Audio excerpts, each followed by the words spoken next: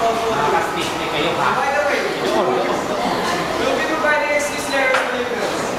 We have prepared a raffle for the participants.